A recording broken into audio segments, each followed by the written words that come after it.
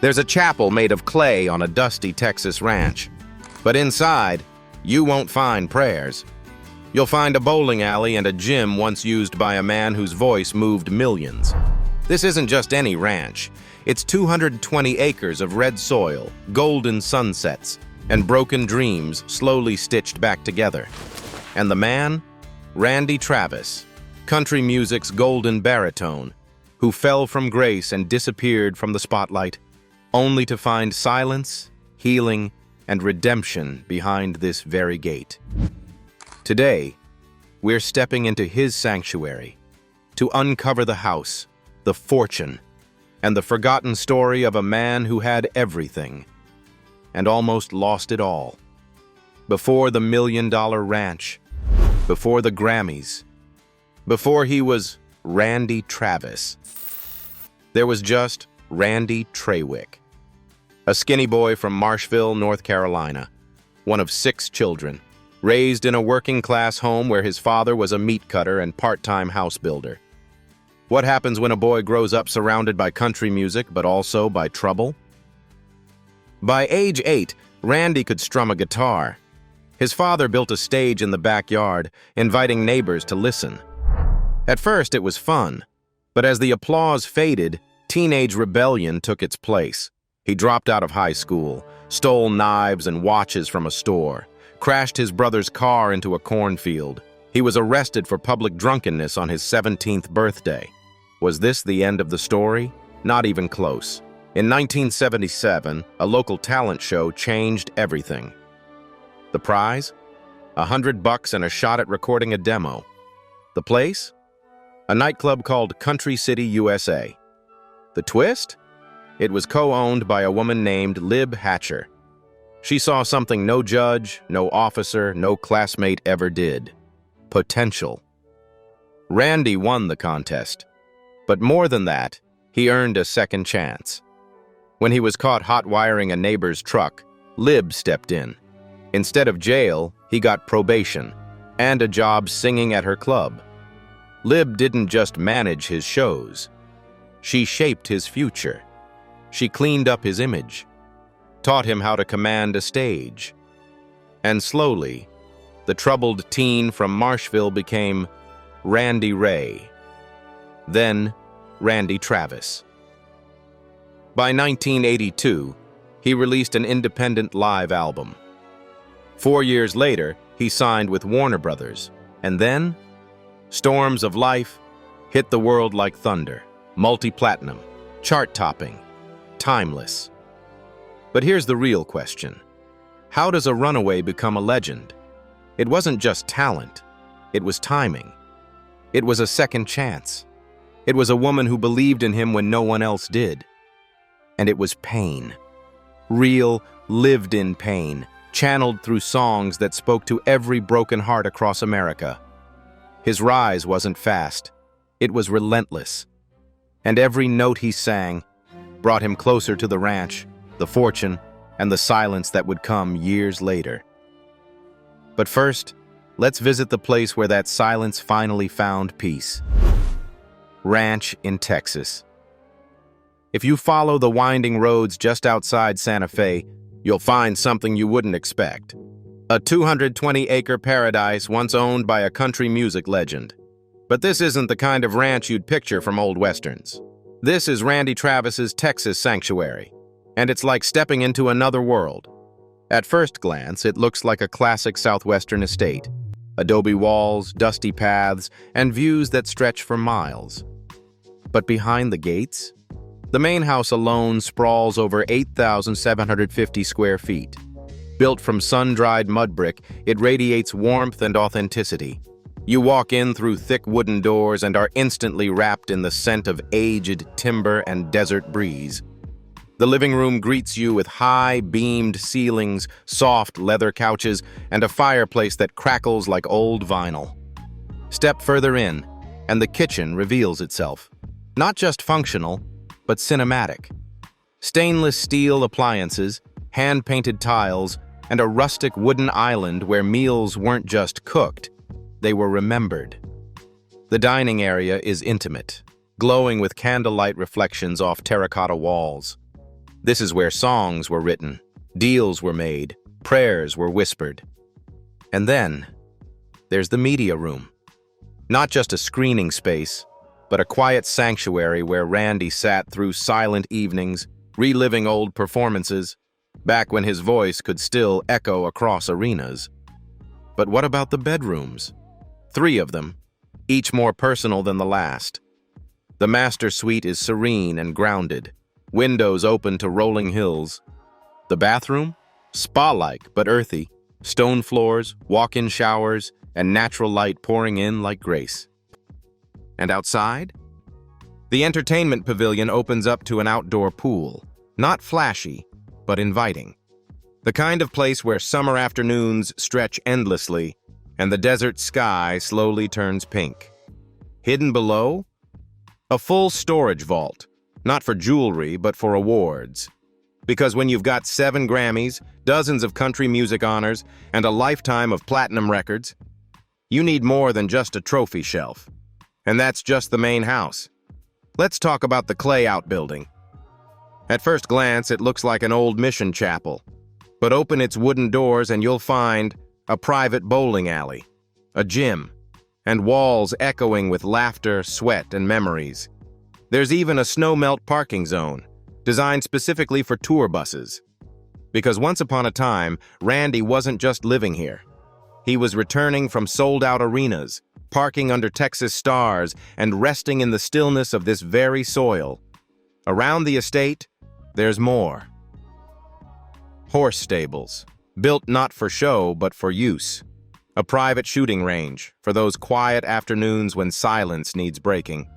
Trails that stretch past the tree line, winding into the kind of country only a cowboy heart could crave. So why this ranch? Why build a sanctuary in the middle of the desert? Because sometimes, when the spotlight fades, you don't want more applause. You want stillness, space, nature, and a home that doesn't ask questions, just listens. But Randy didn't always live here. Before the ranch, there was a very different kind of home. A high-rise apartment where the noise of the city still hummed outside the windows. Let's take a quick detour to Nashville. Apartment in Nashville. Before the rolling hills and solitude of Texas. There was a time when Randy Travis lived among glass towers and city lights. In 2010, he purchased a refined 1,800-square-foot apartment in one of Nashville's most sought-after high-rises, not just a place to crash between tours. This was a quiet retreat in the very heart of country music. But don't expect velvet curtains and rhinestone chandeliers. This home was all about balance. Sophistication meets simplicity. 3 bedrooms, 3 full bathrooms, 2 master suites placed at opposite ends of the unit. Perfect for guests, perfect for space. Walk into the main living area and you're greeted with warmth, not just in the lighting, but in the energy.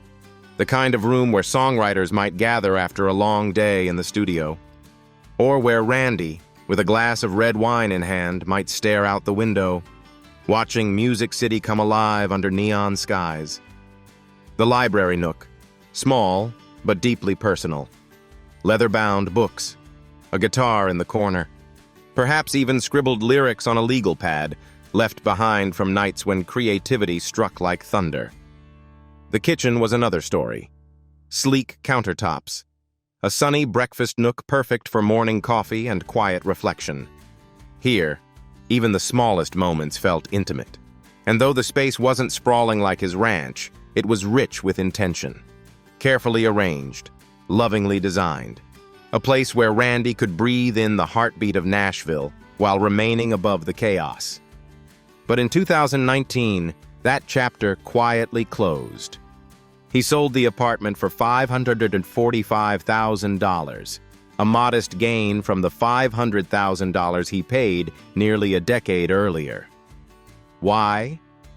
Because by then, the man who once lived in the center of it all was learning to appreciate life on the outskirts. He no longer needed the skyline. He needed wide-open skies. And that choice, of silence over spotlight, reflected a deeper shift in Randy Travis's life. The next chapter wasn't about where he lived, but what he lived through.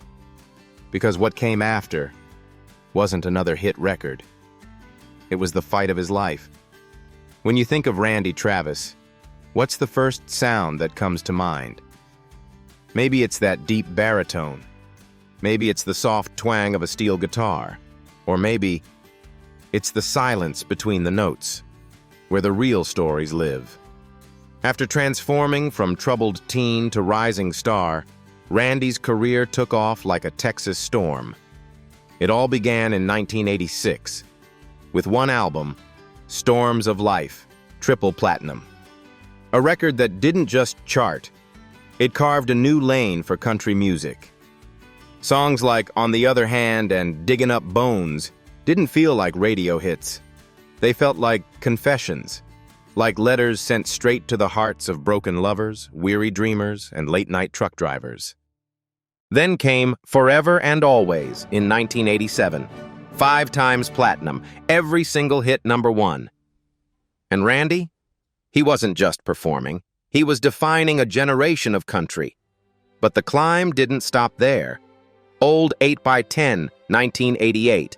No Holding Back, 1989. Heroes and Friends, 1990. Each album a time capsule. Each song a reminder that vulnerability could be powerful, and that faith could sell just as well as heartache. Through the 90s, Randy released more hits. Hard Rock Bottom of Your Heart, Look Heart No Hands, If I Didn't Have You, Whisper My Name.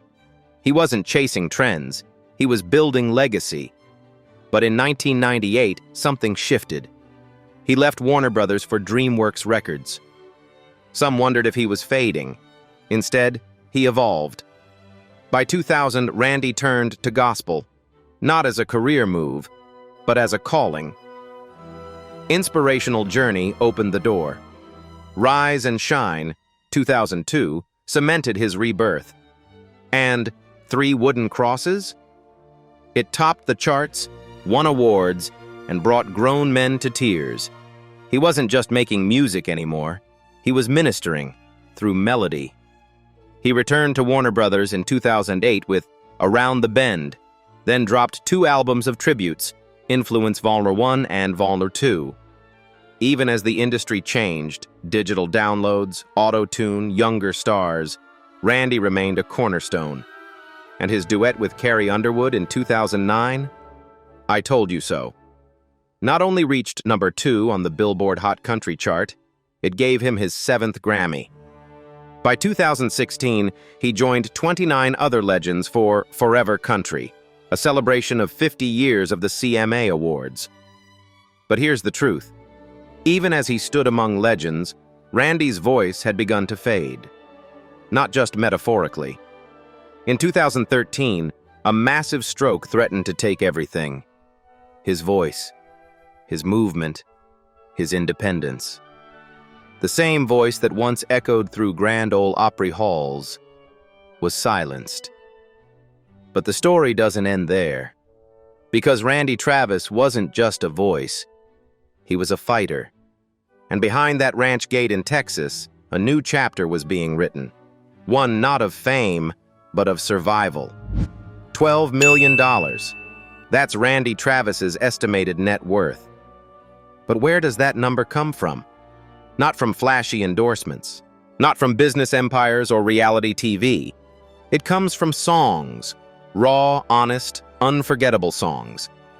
In the late 80s and early 90s, his albums didn't just chart, they sold in the millions. Storms of Life, Forever and Always, Old 8x10, all went platinum multiple times. Each record brought in royalties, mechanical rights, and concert sales that stacked higher than the Billboard charts he dominated. But that wasn't the only stream. Touring brought in millions more. Imagine the ticket lines, the sold-out arenas, the merchandise flying off tables. Randy was a touring powerhouse, a road warrior wrapped in a cowboy hat and velvet voice. Then came his Christian music era. And surprisingly, the money didn't stop. Albums like Rise and Shine and Worship and Faith weren't just spiritual triumphs. They were commercial ones, too. The crossover audience? Devoted, loyal, and more than willing to support his new mission. Let's not forget the synchronization deals. Songs placed in movies, TV shows, documentaries. Each placement meant a check. Each memory tied to a melody added value to his catalog. Even his duet with Carrie Underwood earned him not only a Grammy, but significant residuals from streaming and digital sales. And yes, Randy earned big. But he also spent with purpose. His Texas ranch, his Nashville apartment, his private retreat spaces weren't just luxuries. They were extensions of a life built from chords and chorus. And when the music stopped, the fortune stood still. Proof that even in silence, the value of legacy doesn't fade. But Randy's story isn't just about what he earned. It's about what he endured. The stroke changed everything. His career, his voice, his daily life, but it didn't touch his spirit. Up next, we step into the darkest chapter and witness the strength it took to survive it. Personal life. At the height of his fame, Randy Travis was more than a country star. He was a symbol of tradition, of grace, of a voice that could break your heart with a single note. But behind the glimmering lights and the chart-topping singles, a storm had been building, one that fame couldn't shield him from. It began quietly. A few strange headlines, rumors of alcohol, the occasional canceled appearance. But in February 2012, the curtain was pulled back. He was found slumped behind the wheel of a parked car, outside a church, bottle of wine open, the scent of broken promises heavy in the air. That image alone would have haunted most stars. But for Randy, it was just the beginning. 6 months later, he would make national news again. And this time, the image was even harder to erase. August 7th, 2012. A call came into the Grayson County Sheriff's Office. A man lying in the road, naked. Police arrived to a surreal scene. Randy, confused, intoxicated, unclothed, had crashed into a construction zone. His face bloody, his words slurred, his anger boiling. And then the threats came. Desperate, erratic, and caught entirely on dashcam. The charges were serious: driving while intoxicated, terroristic threats against public officials. He posted a $21,000 bail, but the cost to his reputation? Immeasurable. What happened to the kind-eyed cowboy we once knew? Where was the man who sang of faith and forever love? For many, that would have been the end. But Randy's rock bottom hadn't arrived yet. July 2013. He collapsed. A massive stroke. His heart stopped. He was rushed into surgery with a 1% chance of survival. The voice that once filled stadiums, gone. The hands that gripped microphones, paralyzed. The man himself, unrecognizable. Fans mourned. The industry whispered. Would he ever return? But one person never gave up. Mary Davis, his longtime partner, became his full-time caregiver, his champion, his hope. She brushed his teeth. She changed his bandages. She sang his songs back to him when he couldn't form words. And slowly, inch by inch, Randy began to re-enter the world. He learned to walk again. He began to speak slowly, painfully, each word like lifting stone. And though his voice would never fully return, his presence did. In 2016, during his Country Music Hall of Fame induction, Randy shocked the world by singing one line of Amazing Grace. It was raw, raspy, barely a whisper. But in that moment, the audience wept. Because it wasn't just a lyric, it was a testimony. The boy from Marshville, the outlaw turned legend, the fallen star who found grace in the quiet corners of a Texas ranch. That was Randy Travis. Not just a voice, but a soul that refused to give up. What does it mean to leave a legacy? Is it a wall of platinum records? A shelf of trophies that catch the light just right? Or is it something quieter? Something you feel, not see? With Randy Travis, it's all of the above. His list of accolades reads like a legend's resume. 7 Grammy Awards, 11 Academy of Country Music Awards, 10 American Music Awards, 5 CMA Awards, and 8 Dove Awards for his gospel work. But numbers can't capture what Randy gave us, because what he offered was heart. From the moment Forever and Ever Amen first played on the radio, people didn't just listen, they felt it. They held hands to it, cried to it, fell in love under its melody. His songs became memories. They weren't just played at weddings. They were vows, not just at funerals, but farewells that gave people peace. He told stories of heartbreak without bitterness, of faith without preaching, of redemption without shame. Even today, 3 wooden crosses still makes grown men cry. Not because of the arrangement, but because of the truth buried in every verse. When Randy joined the legendary Forever Country project in 2016, he didn't need a full verse. Just standing among 29 of the biggest names in country music was enough. He had nothing left to prove. And yet, he still showed up. That's legacy. It's also in the way young artists talk about him, how they light up when his name comes up, how they reference his phrasing, his tone, his fearlessness in being vulnerable. For many, Randy Travis was their first concert, their first dance, their first understanding that country music could be both holy and haunting. And then there's his ranch, not just a home, but a museum of memory. Inside the main house, one room holds them all: the Grammys, the Dove Awards, the photos from the Opry stage, the fan letters, the broken guitar he refused to throw away after a rough night in '88 because it still held his fingerprints. That room is more than a shrine. It's a reminder that even legends are made of moments, of mistakes, of redemption. Today, Randy doesn't tour. He doesn't release new albums. But his music still lives on Spotify playlists, jukeboxes in Texas bars, and quiet bedrooms where someone just needs to feel seen. That's the thing about legacy. It doesn't retire. It echoes. And Randy's? It echoes across red dirt roads, through church pews and honky-tonks, into the hearts of people who never met him, but swear he helped them survive. Up next, let's step away from the stage and into the personal life of a man who's learned to love in stillness.